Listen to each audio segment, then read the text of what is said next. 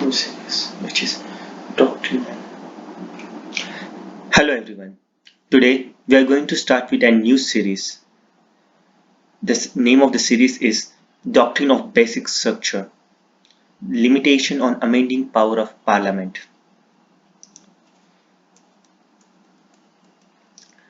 Today we are going to start with the first lecture of this series, which is Introduction to the Doctrine of Basic Structure.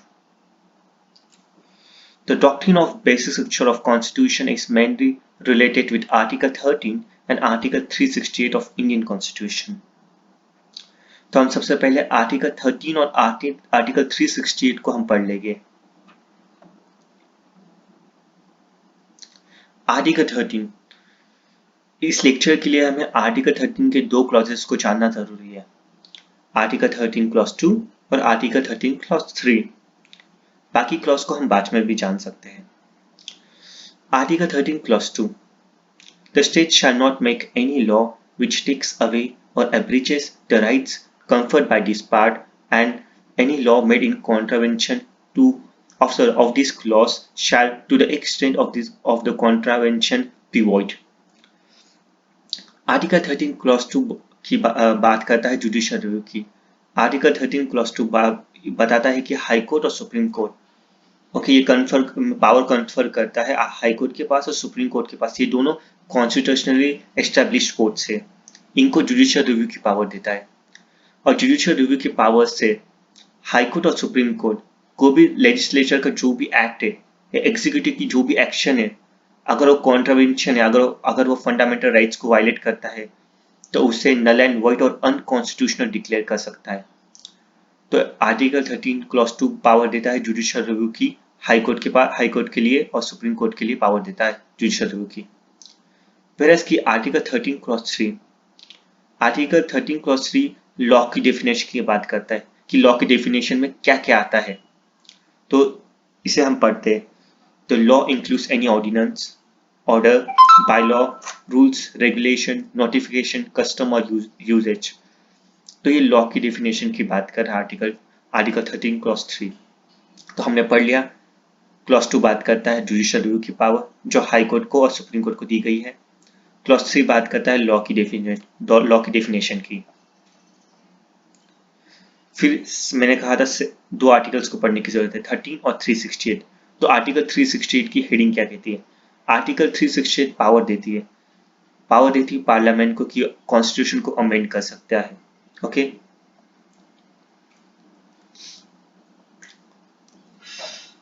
तो उसी को हम short में पढ़ लेते हैं, आर्टिकल 13 और 368 को। Article 13 is a protector of fundamental rights.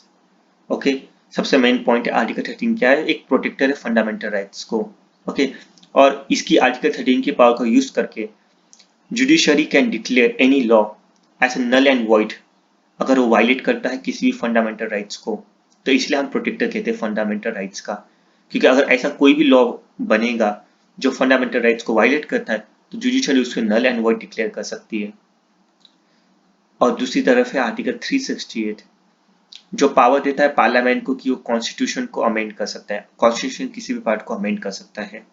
तो एक दूसरे से ये कॉन्फ्लिक्ट कर रहे हैं, एक कॉन्फ्लिक्टिंग मोड के अंदर है। ओके, तो यहाँ पर बात है कि आर्टिकल 13 और आर्टिकल 368 दोनों एक दूसरे से कॉन्फ्लिक्ट कर रहे हैं। आर्टिकल 13 से पावर मिलती है जुडिशरी को और आर्टिकल 368 से पावर मिलती है पार्लियामेंट को। तो ये कॉन्फ्लिक्ट सिर्फ आर्टिकल 13 और 368 के बीच में नहीं है, ये कॉन्फ्लिक्ट है जुडिशरी और पार्लियामेंट के बीच में कि कौन सुप्रीम है, हु इज सुप्रीम। तो यहाँ पे सुप्रीमेसी आ जाती है, क्या जुडिशरी सुप्रीम है या पार्लियामेंट सुप्रीम है। तो इस कॉन्फ्लिक्ट को हम अच्छे से पढ़ेंगे इस सीरीज के अंदर। तो इस सीरीज को समझने के लिए हमें 3 क्वेश्चंस डिस्कस करने पड़ेंगे पूरे सीरीज के अंदर, और यही 3 क्वेश्चन हमें डॉक्ट्रिन ऑफ बेसिक स्ट्रक्चर को समझा सकती है।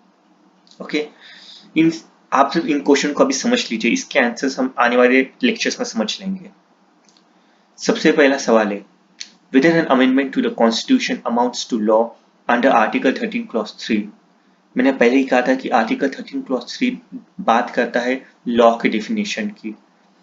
तो ये पहला सवाल है कि कॉन्स्टिट्यूशन अमेंडमेंट है जो कॉन्स्टिट्यूशन जो अमेंडमेंट्स ला रहे हैं क्या वो लॉ के डेफिनेशन में फॉलो करते हैं या नहीं।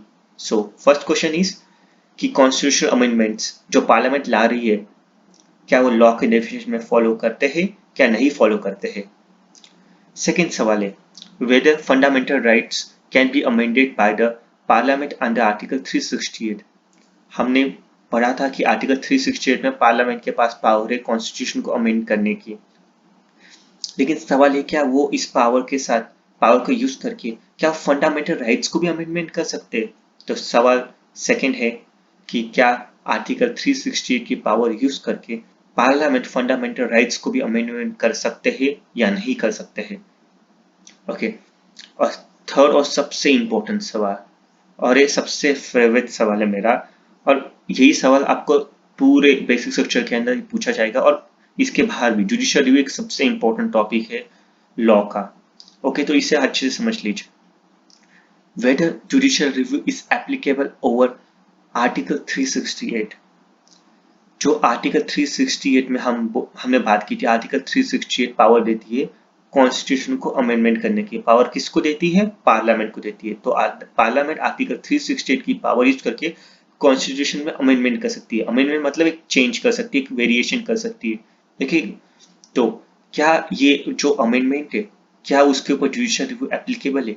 मैंने कहा था जुडिशियल रिव्यू है कि जुडिशियल रिव्यू से जुडिशरी चेक कर सकती है जो कॉन्स्टिट्यूशनल अमेंडमेंट है जो पार्लियामेंट ला रही है या कोई लॉ या कोई एग्जीक्यूटिव एक्शन है, उसकी कॉन्स्टिट्यूशनैलिटी को चेक कर सकती है, क्या वो फंडामेंटल राइट्स को रिस्पेक्ट कर रहा है, क्या उसे वायलेट कर रहा है।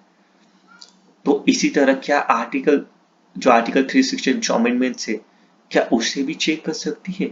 जुडिशियल रिव्यू क्या उसे भी चेक कर सकता है? क्या उसके ऊपर जुडिशियल रिव्यू एप्लीकेबल है या नहीं है?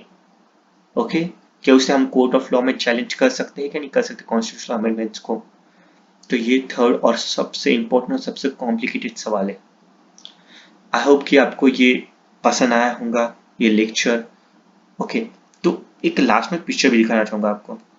ये पिक्चर मैंने पिक्चर भी मैंने इंटरनेट से इसलिए लिया था कि आपको दिखाना चाह रहा था कि एक साइड को पार्लियामेंट है, एक साइड को जुडिशरी है, और दोनों में एक पंजा लग रहा है। इसका मतलब कॉन्फ्लिक्ट, कौन मतलब पंजा लग रहा है कि कौन कितना सुप्रीम है। ओके, तो यही बात है मैं आपको पूरे लेक्चर में समझाने वाला हूँ।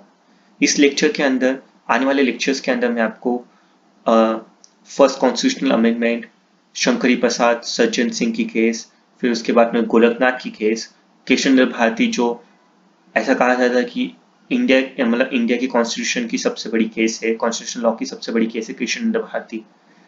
इसके बाद मैं आपको मिनर्वा मिल्स की केस पढ़ाऊंगा, फिर आईसी कोहिलो की केस पढ़ाऊंगा, और ऐसे बहुत सारे केसेस पढ़ाऊंगा और बहुत सारे अमेंडमेंट्स पढ़ाऊंगा आने वाले लेक्चर्स के अंदर, जो आपको डॉक्ट्रिन ऑफ बेसिक स्ट्रक्चर की क्लियर आइडिया प्रोवाइड करेगा। आई होप कि आप मेरे आने वाले सारे लेक्चर्स को व्यू करेंगे, ओके, और मुझे सपोर्ट करेंगे। Thank you very much, have a nice day.